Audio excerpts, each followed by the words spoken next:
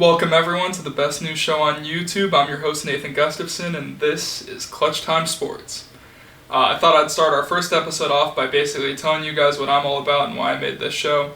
I think sports are totally awesome and one of the best things in the world, and I think the best way to honor them is with thoughtful, honest, and well-developed opinions and analysis on the latest happenings in sports. So that's basically what we're going to be doing here.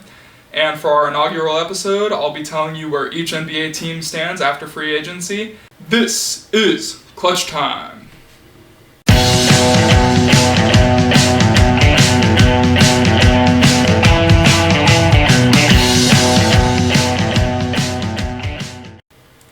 So for this episode, I'll be categorizing each team into 4 tiers in each conference, describing what each of these tiers mean for these teams, and sort of letting you know what I expect for next season in the NBA following free agency.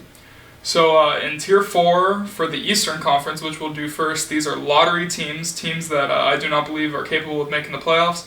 That's the Charlotte Hornets, the Washington Wizards, the Cavs, the Knicks, and the Bulls. I would expect that the Hornets, Wizards, Cavs, and Knicks would all be kind of self-explanatory. These teams are clearly quite a few pieces away from making the playoffs. The Bulls are the one where I can see a little pushback or disagreement, but at the end of the day, I don't think a team whose 2 best players are Lauri Markkanen and Zach LaVine, especially with a lack of depth, is capable of making the playoffs. The third tier of teams in the Eastern Conference, these are playoff competitors, teams that are capable of making the playoffs but not capable of winning a playoff series. That's the Heat, Pistons, Magic, and Hawks. I believe the 2 playoff teams will be the Heat and Pistons. Jimmy Butler obviously going to the Heat is a big help for them. For the Pistons, they still have the big man duo of Drummond and Griffin, but what sucks for these 2 teams is they're just good enough to make the playoffs, but not bad enough to get into the lottery, let alone get a high pick, and they're going to be stuck in the cycle of mediocrity for a while because their teams are certainly talented enough to make the playoffs, but at the end of the day in the NBA, you want to be really good or really bad, and just sort of a tough situation for those 2. For the Magic, I suppose there's some young talent, but they're in a sort of similar predicament, and I don't think they'll make the playoffs again this year. They certainly surprised me last year, but I think the Heat and Pistons are definitely better teams. The Hawks are unique, though, because they're so young and because they have so much young talent. If they were able to, even if they didn't make the playoffs, they don't necessarily need high draft picks. They need the young players they have to learn to play together and start winning, and I certainly give them an outside chance of making the playoffs this year. For the second tier of Eastern Conference teams, these teams are playoff locks. That's the Boston Celtics, the Pacers, the Raptors, and the Nets. Now, if one of these 4 teams had the best chance of actually winning the East, I'd say it's the Celtics, because I certainly think there's some talent there, and I'm a big believer in Brad Stevens. I think he's a top 2 coach in the NBA, up there with Greg Popovich, and I believe in his ability to lead a team. But at the end of the day, losing Al Horford, who is a big anchor for them on defense, it's going to hurt them. They picked up Enes Kanter, who is known for less than stellar defense, and you have already weaknesses with Tatum and Kemba Walker, who are more offensive players. So, sort of a tough situation for the Celtics. I think they'll be a 3 to 4 seed. I think that they'll likely win a playoff series, but the odds of them being able to beat the Bucks or Sixers, I don't love. From the Raptors, I would expect them to return to form of what they were before they got Kawhi Leonard, a team that excelled in the regular season and struggled to win in playoff time. Kawhi was able to get them over the hump, but remember, they were 17-5 last year in the regular season without him. I certainly wouldn't call for them to miss the playoffs. I believe with a good degree of certainty they'll be in the postseason, but likely a first-round exit. For the Pacers, they picked up Malcolm Brogdon from the Bucks. I think they had a pretty good offseason. But Victor Oladipo, coming back, will still likely be rehabbing from his injury at the start of the season. And I don't love the Pacers' odds of winning once they get to the postseason, but I certainly think they're talented enough to get there. The same goes for the Nets. Obviously, they had a terrific free agency bringing in KD and Kyrie Irving. And once Kevin Durant makes his return to Brooklyn the following season, I certainly think they'll be a title contender. With KD, Kyrie, Jared Allen, Karis LeVert, Spencer Dinwiddie, and Taurean Prince, and the rest of the talent on that team. It's all good, but without the presence of Kevin Durant, it's hard for me to see them beating the Sixers or Bucks and actually making it to the finals this season. That brings me to the Tier 1 of Eastern Conference teams. These are the title contenders. That is the 76ers and the Bucks.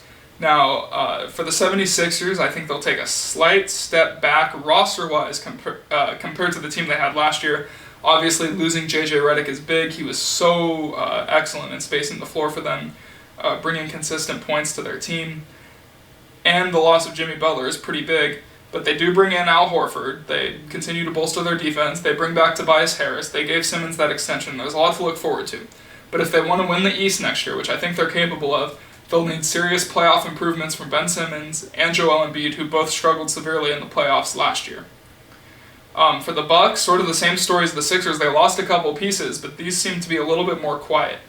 Malcolm Brogdon goes to the Pacers. Nikola Mirotic decides to take his professional career to Europe, and that kind of leaves them without two of their three best shooters from last year. And an integral part of what made their team successful was the ability to space the floor. That gave Giannis room to work, and it played a key role in their team's success. They do retain Brook Lopez, which is helpful. He's there to shoot for them. But losing two of their three best shooters will hurt. However, they bring back a reigning MVP who has room for improvement in his game. That's sort of the crazy part. I expect Giannis will be even better, and I absolutely believe that they can make a push to make the finals next season. Now for the Western Conference, we do the same thing, starting at the bottom in Tier 4. These are lottery teams. I only have 3 of them in the West that I'll give no chance to make the playoffs. That is the Grizzlies, Suns, and Thunder. There is sort of good things ahead for all 3 of these teams, though. I like the young duos of Booker and Ayton, as well as Jaren Jackson Jr. and Ja Morant. And for the Thunder, having everyone and their mother's draft pick should contribute to a decent future for them. However, for this year, I see a lot of hardships ahead for all 3 of these teams. Expect a lot of losses and another year in the lottery for the Grizzlies and Suns, and for the Thunder, their first time in the lottery in quite a while. In the West, I believe there's a clear and concise top 7 teams, which leaves this 8th spot kind of up for grabs, and I give a chance to attain it to the Mavs, Kings, Spurs, Pelicans, and T-Wolves. All 5 of these teams I think are capable. I think Karl Anthony Towns is one of the most underrated players in all of basketball. I think the Timberwolves probably have an outside chance, depending on whether or not Andrew Wiggins can finally take that step forward we've all been waiting for, or if Jarrett Culver can contribute year 1. For the Spurs, I don't know if their talent is quite there, but you know what's consistent is Coach Popovich. He's going to have them ready to go and likely in playoff contention. For the Kings, De'Aaron Fox, who seems like an excellent young player. I expect a lot from him going forward. His selflessness with the basketball, his speed, he brings a lot to the floor. Him and Bagley should have the Kings somewhat close. For the Mavericks, their young duo is something that I love with Porzingis and Luka, but the problem is the sort of lack of depth and the inability of the front office to surround those two with any other talent. For the Pelicans, I think they have a very bright future. I'm not sure if they can make the playoffs year 1 with their new look, but I certainly think they'll be competitive and win some games. And seeing Lonzo, Ingram, Zion, and the young athletic big Jackson Hayes all on the floor together will be exciting basketball to watch. In our Tier 2, we have playoff probables. I believe there's 5 title contenders in the West. These 2, while I see them making the playoffs, it's hard for me to see them hoisting trophies at the end of the year, and that's the Jazz and the Trailblazers. For the Blazers, they certainly showed that they could win big games last year, closing out that series against the Thunder and going on to take the Nuggets in 7. I feel like that Game 7, the Nuggets' lack of shooting from 3, kind of helped the Blazers back into a win, and they went on to just get absolutely embarrassed by Kevin Durant-less Warriors in the Western Conference Finals. I don't think that they were cut to go that far into the playoffs. While I think I could see them winning a playoff series, maybe, the odds of them going past that are not great. Same goes for the Utah Jazz, who, while they have Donovan Mitchell, while they have Mike Conley, while they have Rudy Gobert, it's hard for me to see a scenario in which they overthrow one of these top teams in the West and actually go on to make the finals. It's not a future I see for that team. I do love Coach Quinn Snyder, and I love a lot of what they've done in the team basketball that gets promoted there. But at the end of the day, they're not cut to represent the Western Conference in the NBA Finals this season. That'll leave us with our Tier 1 title contenders. This is the Lakers, Clippers, Rockets, Nuggets, and Warriors. The Warriors, I sort of feel like, are the lesser of all the five. While certainly the Splash Brothers, Steph and Clay, are going to be back, I'm not a firm believer in Draymond, especially as he gets older. A guy who is already getting by on his high IQ. The athleticism continues to go. Obviously, he's lost his shooting touch over the years. I don't love him as a third option while Clay's out. Steph and D'Angelo Russell are certainly going to have to do some carrying early. They also lose Andre Iguodala, who hasn't been the same for a couple years now, but still certainly a contributor off the bench for them. I'm not certain I buy the Warriors, but I'm not ready to call an end to that dynasty just yet.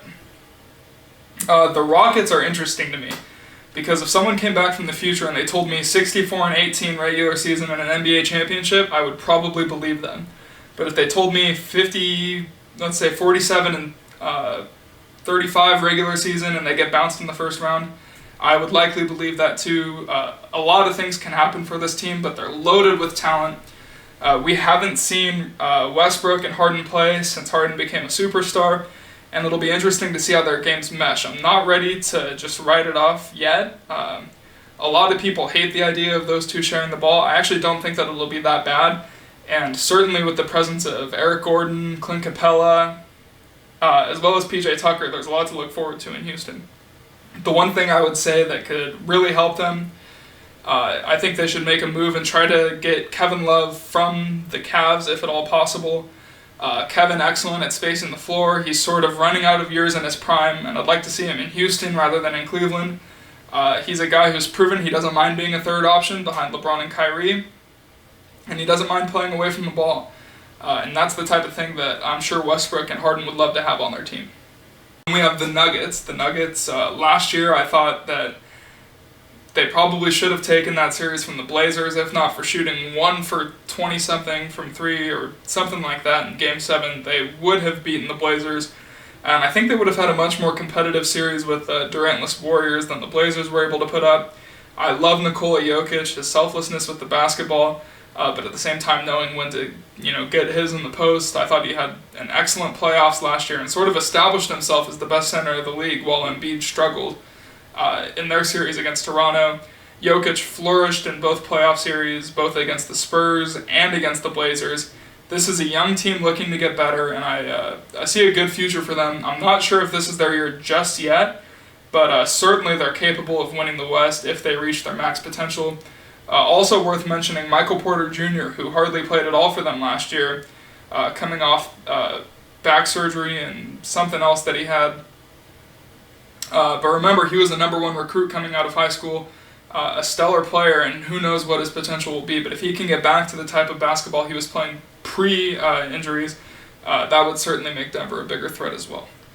That leaves the Lakers and Clippers, the two LA teams, and the two biggest duos in all of basketball, Paul George and Kawhi Leonard, and Anthony Davis and LeBron James. Obviously, both of them are going to make pushes at titles. I believe right now they're the 2 title favorites. The Lakers finally doing the right thing and surrounding LeBron with 3-and-D type players like Danny Green and Avery Bradley, and giving him shooting guards like Quinn Cook and Troy Daniels rather than trying to force him to play with guys like Lance Stevenson and Rajon Rondo, who is still on the team, but the general lack of shooting does not suit well with LeBron's style of play. And the Lakers are finally doing the right thing and giving him what he needs. And for the Clippers, obviously they return two of the best bench players in the league, Montrezl Harrell and Lou Williams. They got Zubac from the Lakers last year at the deadline. Obviously, he was big for them down the stretch. They retained Patrick Beverley, who along with Paul George and Kawhi Leonard, they're going to be real hard to score on. And certainly the Clippers should also be up there as title favorites. That's going to be all from us today, but make sure you tune in to our next episode as I break down the NFL's top 100 list and let you know how accurate it is. Thanks for watching, and we'll see you next time.